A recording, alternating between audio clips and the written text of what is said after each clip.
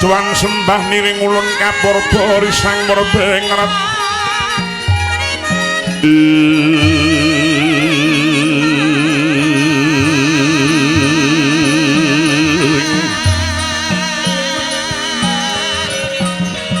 sahanan ingkang nikanang sihing dasi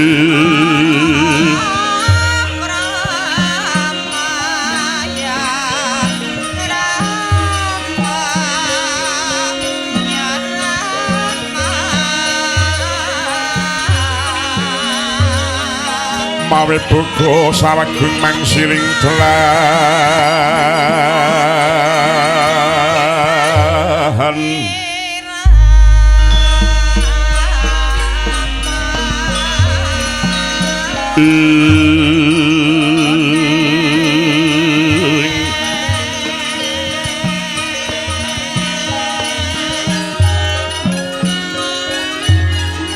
mangsiring telahan tuan kanang mamujweng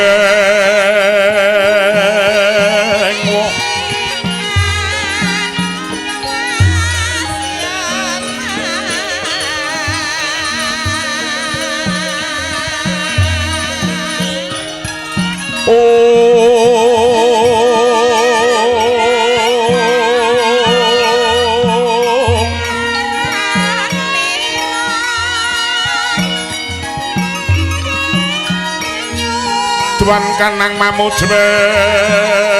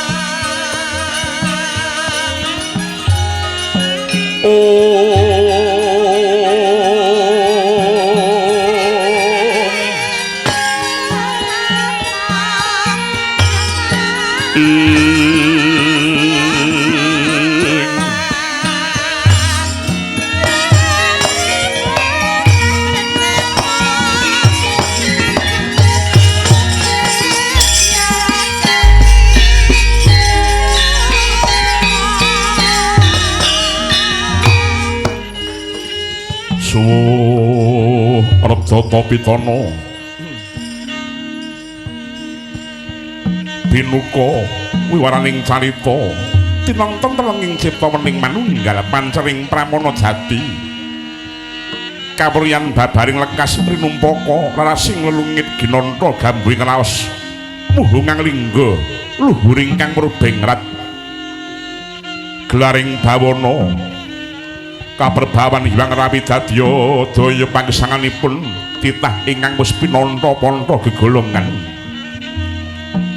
senadyan kathah titah ingkang kaungkulaning akasa kasangguing pertiwi kapiting samudra kathah ingkang sami anggana raras nanging datang kadhi ingkang wonten ing nagari Ndrawati ya nagaring Dwaraka mila kinarya bebukaning kandha upaya nagari 100 datan jangkep sekali nadyan 1000 tanantuk sedasa mila winastan ing Ndrawati tegese pelamanganing jagat Dwaraka panggenaning pambuka dasare negari Panjang Punjung pasir mukir gemah ripah loh jinawi. Para mantri bupati padha bijaksana limpating kawruh putus marang wajib pangulaing praja.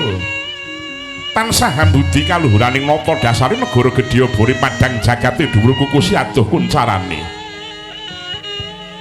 Mboten ing tanah Jawi iki mawon ingkang sami semuyut senadyan ing tanah sabrang kathah ingkang sami sumawita. Tan karana Bandayuda muhung kayuyen kebebayaning kautaman. Bebasan ingkang celak samya manglung tebih samya tumuyung. Samya sok bulu bekti glondhong pengareng-areng peni raja peni guru bakal guru dadi minangka panungkul.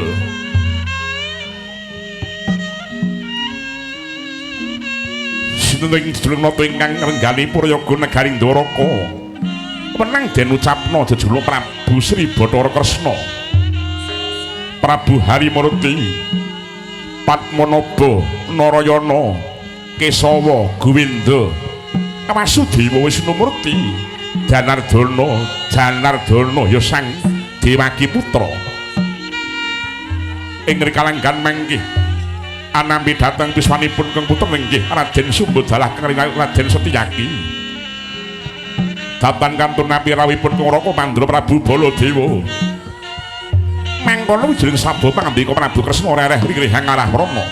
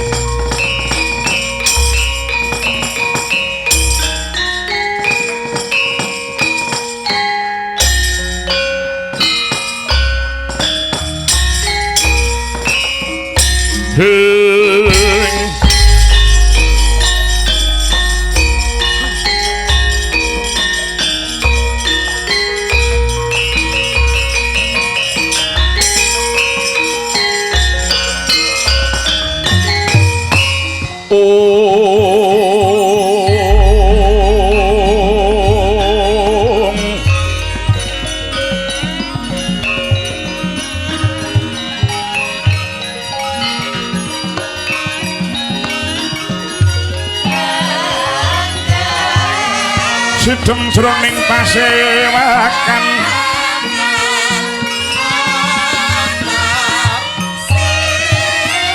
Wadyagung tanpa sabawa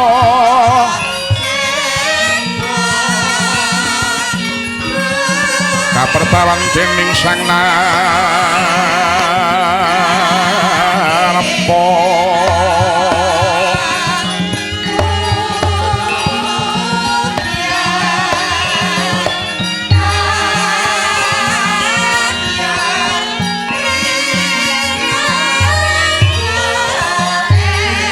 Mek martata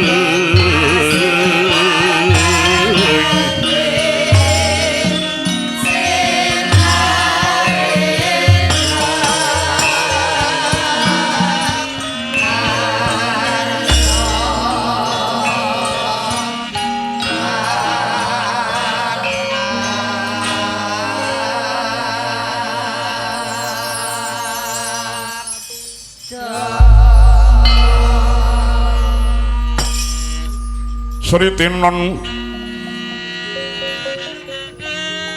pasewakan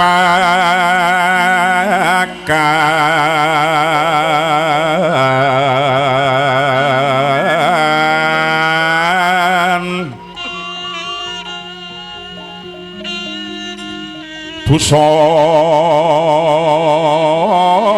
maneka warna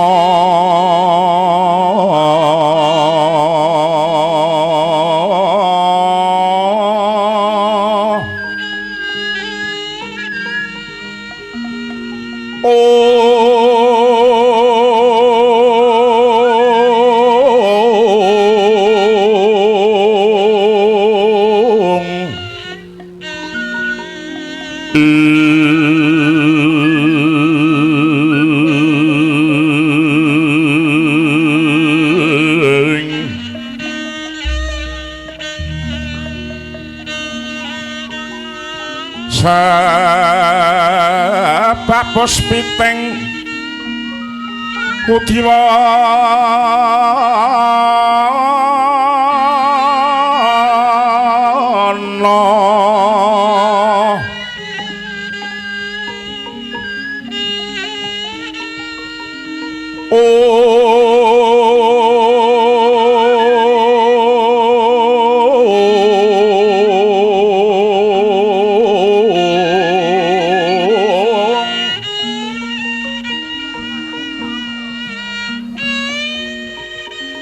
yang panjrakang Sarawarukma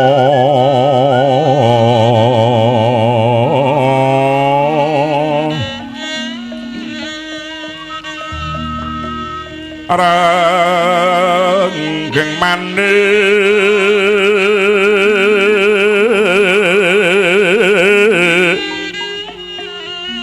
Narawata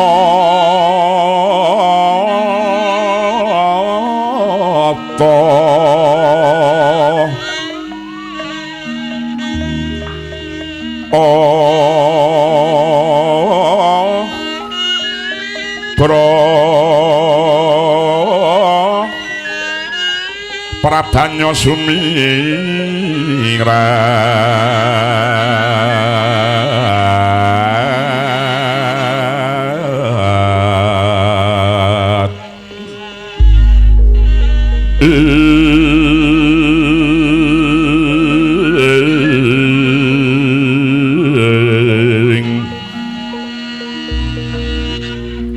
kenyaring tejo liwaran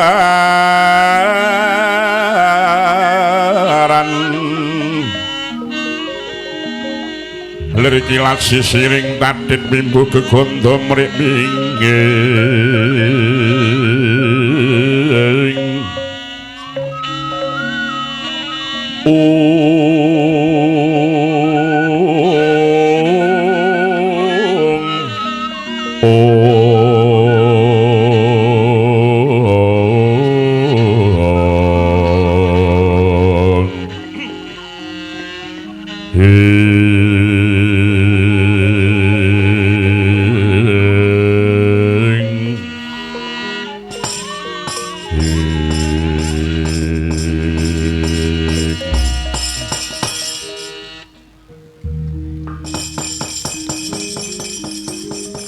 Myang Raka Sri Baladewa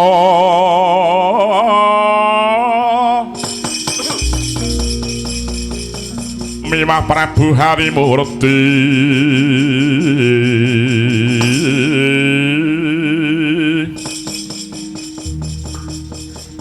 kalangkunging tresnanira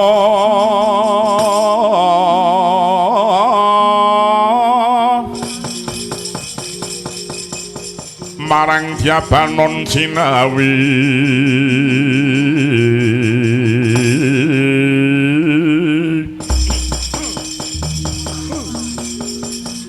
kadang estri mung setunggal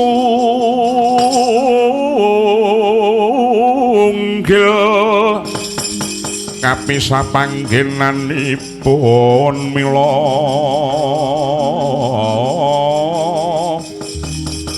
tansah nduta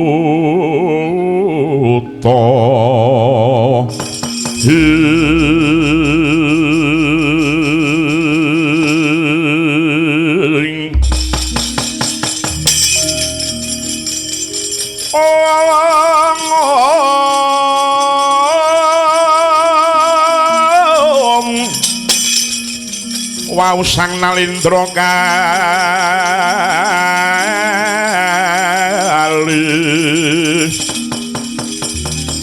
tanyawarta mring sang Retna Madu Branta mring sang Retna Madu Branta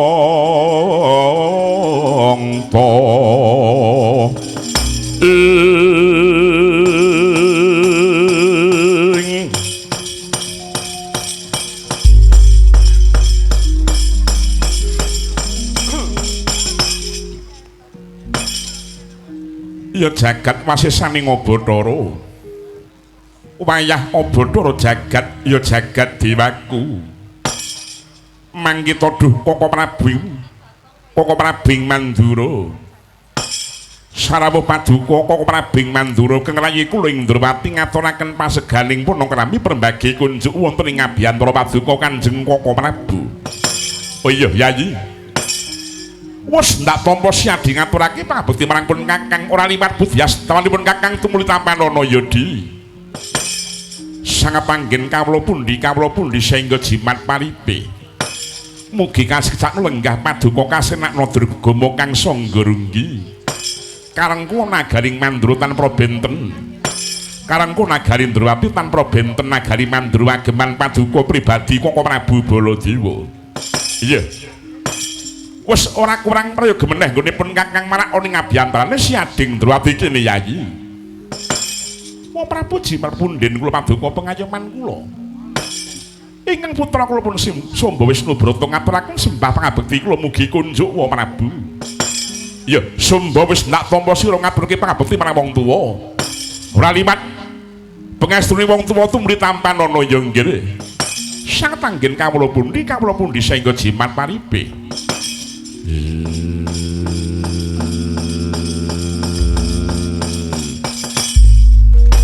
Koko Prabu semban kula paduka pengayoman kula rijengkanti kuing swala bumi kula pun setyaki ngaturaken sembah pangabekti kula mugi kunjuk waladalah gemleger swaramu di setyaki wis ndak tampa ora liwat pangestune wong tuwa tumuli tampanana kula pundi dados jimat paripe. Koko Prabu piye Yayi andadosaken kagiat kagora wekasan dinirawipun Koko Prabu ing negari Indrawati esmu semengko pengamak braja mboten mawi paring cecala langkung rumiyin alitipun delancang sekebet agengipun gandhek sakembaran mugi lajeng paringa dawuh daya wonten wigatos sing karsa menapa Koko Prabu ya Yayi. Mula rawuhipun Kakang ora nganggo paring cecala marang si adi ki mau pancene tak sengaja saka gedhening rasa kekadangan nganti ngilangake Subasita penggalipun Kakang ki mau negara Indrawati ya negara Mandura ya negara Indrawati bebasan suruh lumah lawan kurepe dinuluse jirupane yen gini tunggal rasane mula pamundhutipun Kakang samangsa-mangsa ya Prabu rawuh marang Projing Mandura aja pisan-pisane wuh pekewuh kaya marang tembung kanane prayoga ngilangno Subasita kaya keparengipun Kakang tetep nggone tunggal rasa budi karsa mekaten Koko Prabu ndadosaken galing manah kula senadyan to rayi para pranyata mboten kandharbeni kadang werda ingkang minangka gantosing Sudarma kula kejawi namung panjenenganipun Koko Prabu Mandura namung kemawon dhuh Koko Prabu ampun ngantosing supe bilih panjenenganipun Prabu Mimah rayi para samidene jumeneng Nalendra ingkang anggung rinoban tatananging praja minangka tepa palupi dhateng para kawula jagat dewa Bathara Yayi kadangipun Kakang kaya bener pengendikan ing Prabu pun Kakang rada kelimput lamun drung jenenging rasa tresna kang mengkono ki mau bisa angempalake kaluhuraning keprabon. Ora liwat ya Prabu. Ya Prabu wae ingkang agung ing pangsamane. Ewadinipun Kakang Arsawikan upama pun Kakang Parintsala Bayana wigati kepiye Yayi? Lamun rayi paduka wuninga badhe rawuhipun Prabu yektinipun utusan methuk Arata Gutaka winangun obro sineng. Minangka titiyanipun Prabu minangka jajaran wadya pesisiran minangka pakurmatan. Walah talah. Iya Yayi. Bobote durung kalaksanan bae. Bombonge atiku kaya ngasorake wukir Mahameru. Baya iki swargane dalebe kadang para ingkang mengku bawat jumeneng Nalendra. Ya Yayi. Pepunjungan ya Prabu marang pun Kakang kang mengkono ki kaya cepak kelakone jer ing dina wuri isih akeh mangsa kala kang prayoga kejaba saka kuwi. Mula rawuhipun Kakang ki mau kongsi tilar tata trapsila kuwi mau sesambene tetinjo rajaning Praja Ndrawapis jatine ya ana wigati ingkang perlu ndak semantakake marang Prabu Kresna. Nuwun mugi lajeng kadhawana menapa kepareng Prabu Paduka badhe miyarsa Prabu Prataruna Hangutiya Sanestara monggo sanguning dumati marsuti ingkang roh kang akeh gunane bisane sembada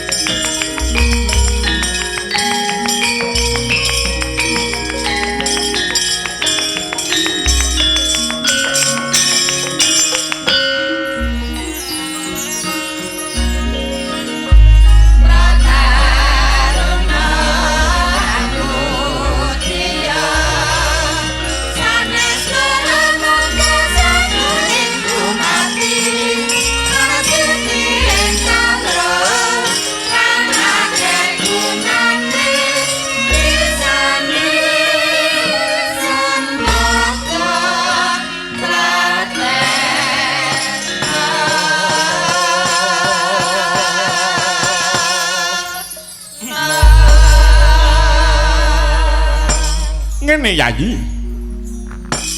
Sadurungipun Kakang ing Mandura Blaka luwih dhisik pun Kakang bakal mundhut pirsa. Paduka Prabu badhe mundhut pirsa babagan perkawis menapa Prabu. Ujare Mbah Bakul Sinambiwara. Pawarta binandhunging karena titir pinajarake tutur kang tawur-tawur. Ngandhake lamun ta wis 3 candra iki mau adimusi Sembadra. Ya Bratajaya, ya lara ireng mapan ning paman Banon Sinawi Praja Ndrawati kene Yayi. Yayi.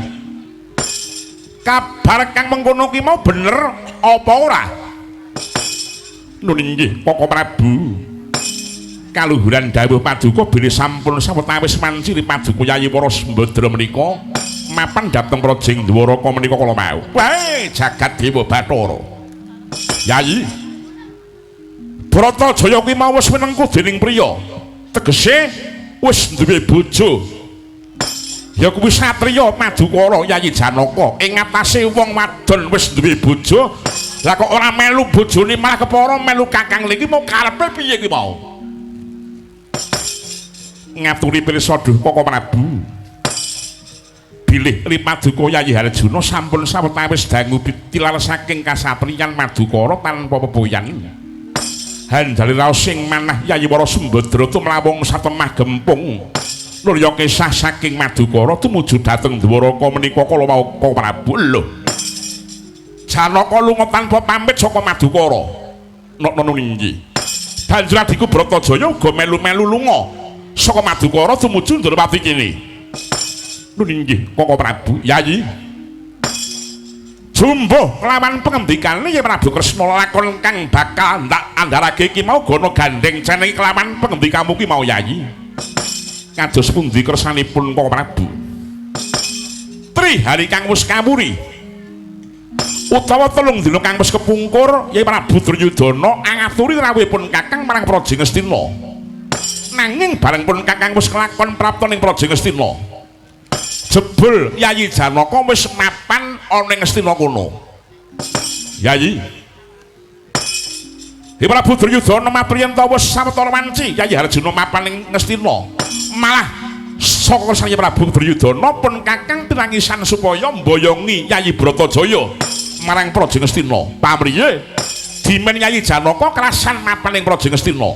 Lekang saka kuwi samengko keparenga pun Kakang mboyong adiku Rara Ireng marang Praja Ngastina. Dina iki uga bareng sak laguku. Kagyatri sang kapirangu rinangkul kinempit kampit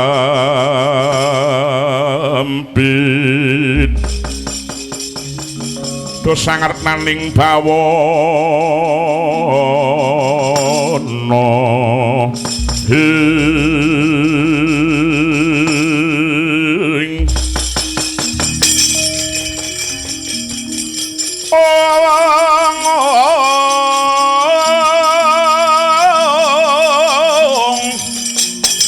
Siwa kitu kang malang ati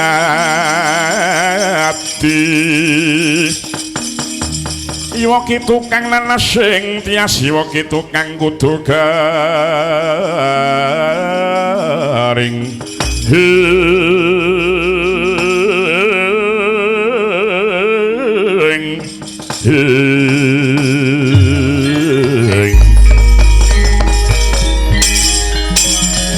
ana kidung rumeksa ing wengi teguh ayu luput ing lara luput bilai kabeh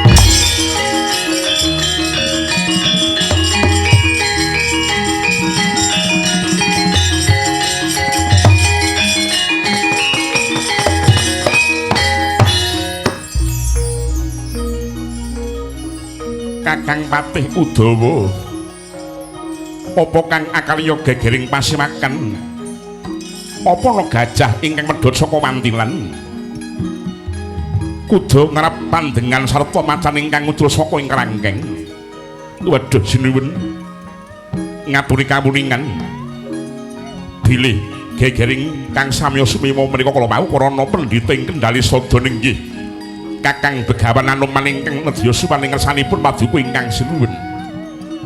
Samengko Begawan Anoman ana ngendi Kakang? Samangke pasih pepe sangandhaping walingin kurung sakembaran ing madyaning ngalun-alun negari Ndrawati. Yen pancen mengkono ing garapna marang ngersaning sun Kakang nuninggih. Nyuwun pamit madha pasilan. Ya Kakang wis ingsun lilani.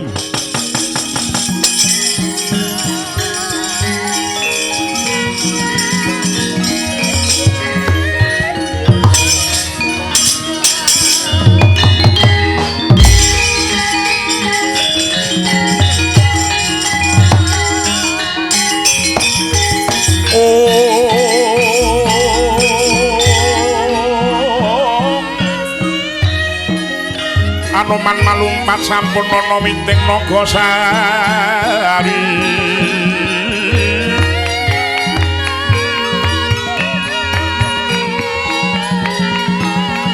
mulat mangandhap katingal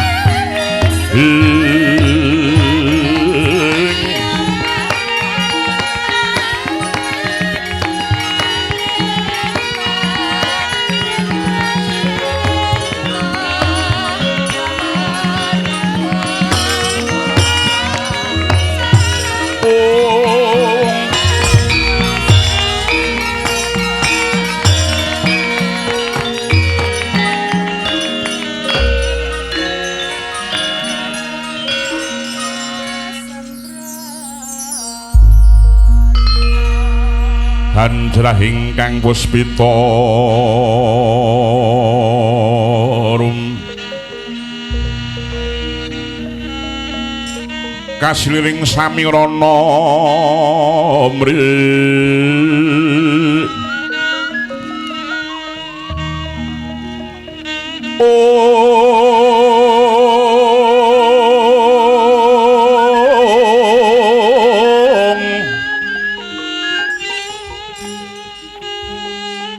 sekarang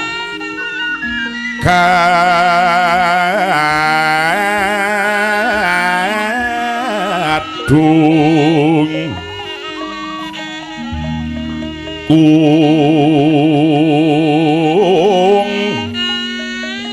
ngas gandanyo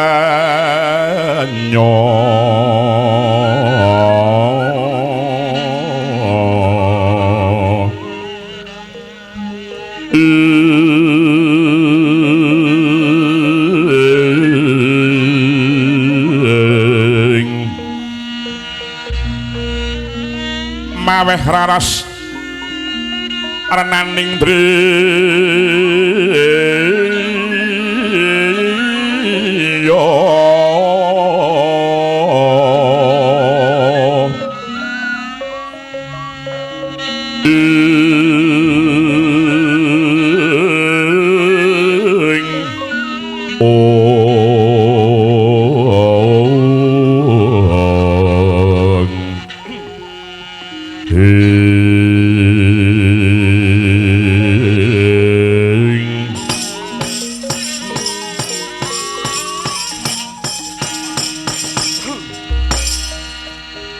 ingsun wis padhakake iki kaya sumane pendhita Kendali Sada Kakang Begawan Anoman mengkuto Kakang kanthi raharja praptalira Kakang Kapiwara sinuwun awit saking berkah pangestripun paduka suman kula menika manggih raharja betul langkung sembah bekti kula mugi kunjuk sinuwun iya Kakang ndak tampa limat pangestuku muli tampanana sang tanggen kawula pundi saengga jimat paripe Kakang Anoman padha becik satkamu Kakang Anoman inggih pangestu paduka sinuwuning Mandura wilujeng lampah kula pangabekti kula mugi kunjuk ya wis ndak tampa Kakang Anoman mengkuto Kakang Anoman sareh ning muskaton aring napasira asat kang dadi riwenira mara dingga matur kang terwaca mungguh apa dadi sabab lan musababe dene jeneng sira Suwaneng Stinggir Ndrawati kene Kakang Anoman. Nggih sinuwun. Waleh-waleh menapa? Sowan kula menika ing mangke bodipun kula menika kautus dening satriya Panengah Pandhawa. Nenggih Raden Harjuna ingkang sampun sewulan menika ngersakaken mapan wonten pertapan Kendali Sada. Yen mengkono Janaka wis sewulan iki mapan ing pertapan Kendali Sada. Inggih sinuwun. Bumi koncang kancing langit kelap-kelap katon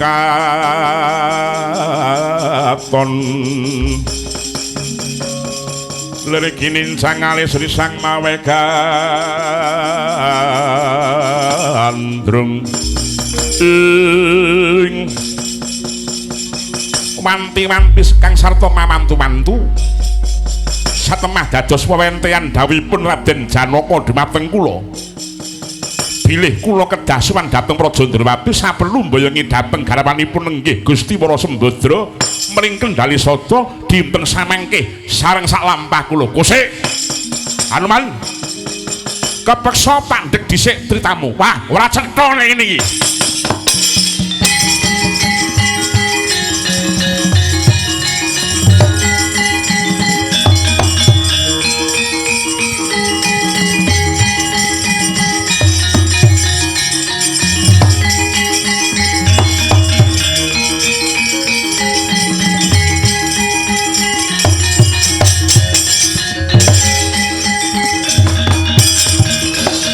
Sri Baladewa Narapati duwe nariswara Kresna kalangkung ing tresnanira mring diabanon sinawi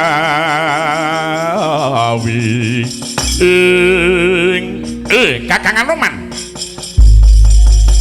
nuwun sewu nadyan wujudmu ki jane ki rewanda utawa kethek nanging Kakang Anoman ki mau ngrasuk jiwa kabrahmanan mula mbok ya rada ditata sithik nggonmu guneman iki mau Kakang nuwun sewu lepat kula niku teng pundi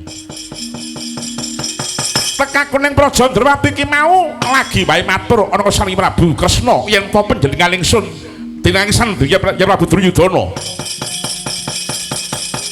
supaya mboyongi adiku si Bratajaya merga wektu dene iki Janaka mapan ing Astina kok bebasan iki nang durung abang Kakang Kapiwara teka kene iki matur yen ta Janaka ki muga mapan ing Kendali Sada sarta uga kepengin mboyongi marang para Sembadra Anoman mula kowe iki mau yen guneman ditata aja ki bocah cilik kurang-kurang bejane sing krungu tembungmu ki mau mesti bakal ngarani yen to Prabu Baladewa ki mau tukang goroh ratu sing senengane celemongan tukang gawe kabar kang ayawara waduh jagat Dewa Bathara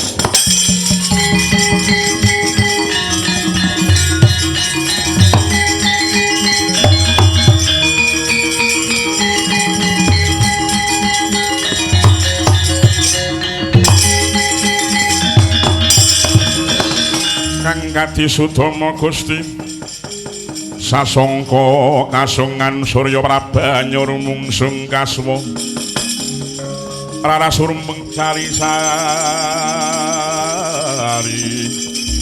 ing jagat Dewa Bathara nuwun sewu Sang Prabu Baladewa Kakang Anoman kepiye menawi kula menika mboten-mbotenipun lamun to nginten bilih paduka menika goro awit Prabu Baladewa menika kawentar ratu ingkang boten saged goroh namung ingkang adamel nguning manah kula sinten ingkang mawantun membo Raden Janaka ingkang mapan wonten Astina kala wau kosik kowe iki keliru kowe iki mau keliru Yayi Janaka sing sejati ki mau mapan ing Astina Janaka sing maliyan kuwi mau malah mapan ing madyaning pertapan Kendali Sada ya ngono apa ora nuwun sewu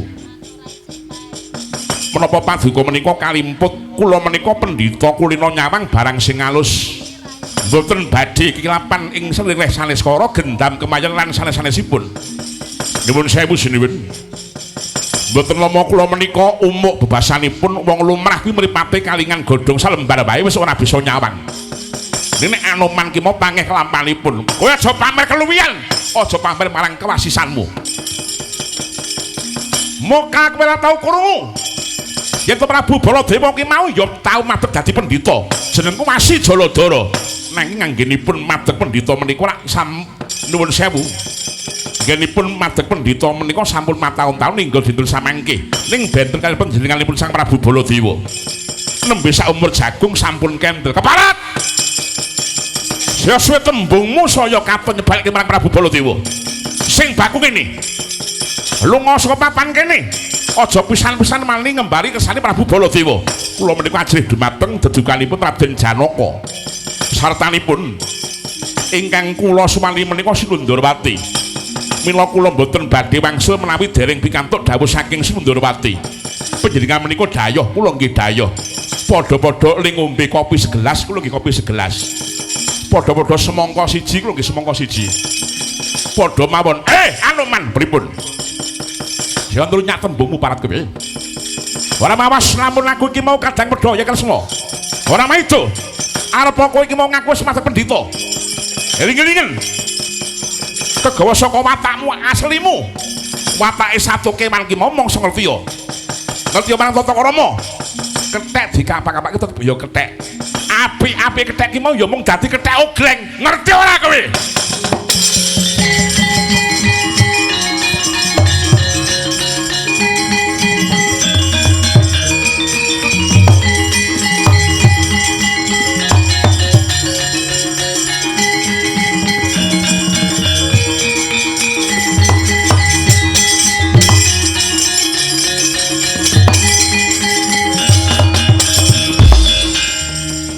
deleng mripatmu malang kerik tanganmu arep ngopo kowe ngujar-ujari wong kok sakarepe dhewe aku mung dianggep kethek ogleng aku ngrumangsani wong tuwa disia-sia karo bocah-bocah kuwi aku mung diapusi wae ning pandanan aku ning Jakarta anggepmu apa ayo Prabu Baladewa ora-orane aku ki mung wedi karo dapuran murgake tak enteni ning jaba golek papan sing jembar legandang nyawa legane atiku bae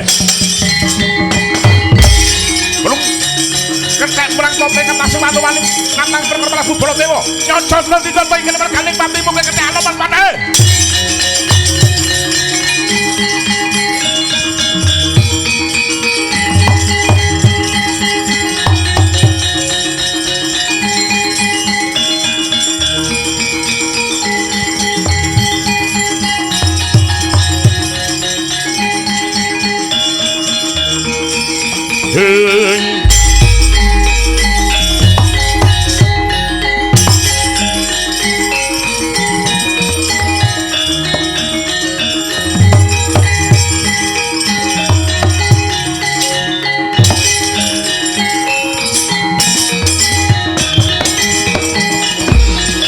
Rikata sang Gatot Kaca Tinon harsa mapak ngarka suta pekapira Kresna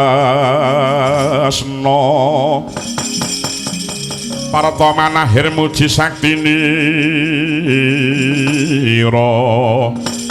ing jagat dewa Bathara iki kaya pulunganku kaki Prabu Gatot Kaca kula padha raja sapraptamu ya nggih Gatot Kaca nun inggih wa pangestunipun Paduka sowan kula ing sambikala bekti kula mugi kunjuk sandhaping pepada Paduka wa iya ya nggih pangabektimu sendak tampa ora liwat pangestuku diagi tampanana kula cadhang mugi dados jimat paripe wa kaki Prabu Gatot Kaca semengko pengamak Bajra Sumalira mringga maturapa kang dadi wigatine jeneng sira praparing saling sundina iki waduh wa Prabu waleh-waleh menapa sowan kula kautus dening Paman Harjuna ingkang sampun sacandra menika ngersakaken mapan ing negari Pringgandani kula kautus sowan dhateng Praja Ndrawati saperlu mboyongi Bibi Wara Sembadra mring negari Pringgandani rikanggal mangkih wa jagat dewa Bathara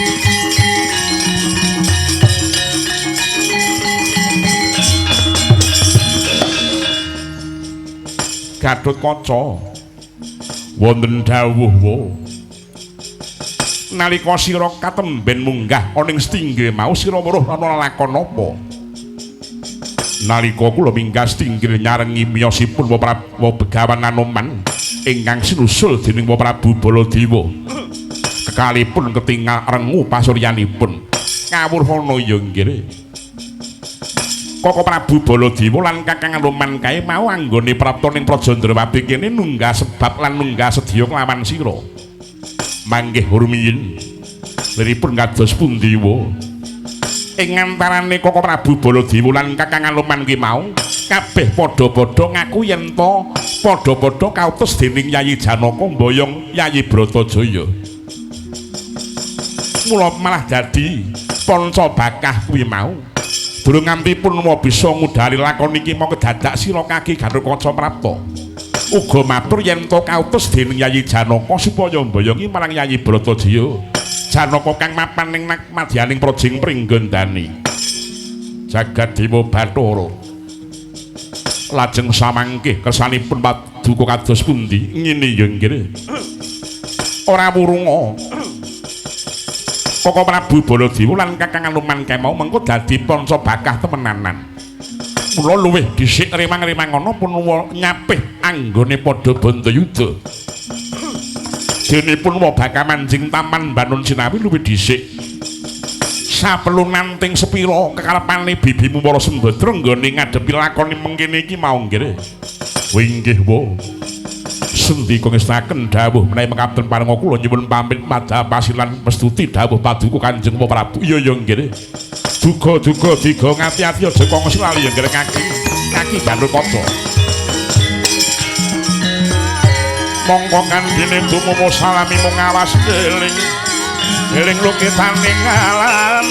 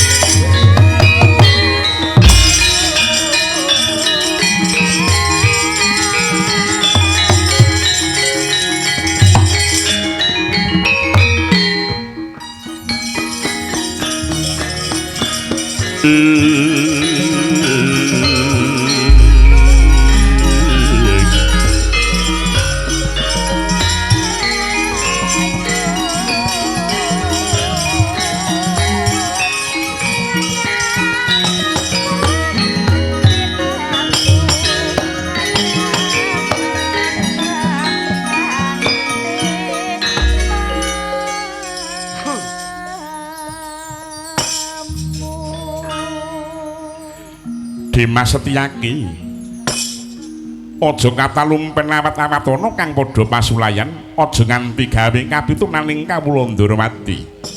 Nun inggih sinuwun nyuwun pamit madhah pasilan kula putraku Ngresumba Wisnubrata wonten pangandika ing dawuh Rama Dewaji kaya wis ora ana dawuh maneh marang bubanung kang padha nggantung seba panjenengan ingsun asa kundur hangedaton sendika dawuh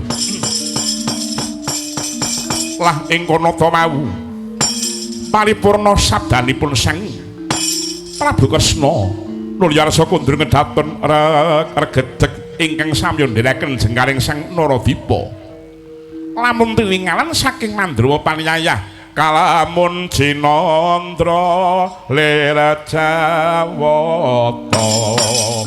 ngecowantah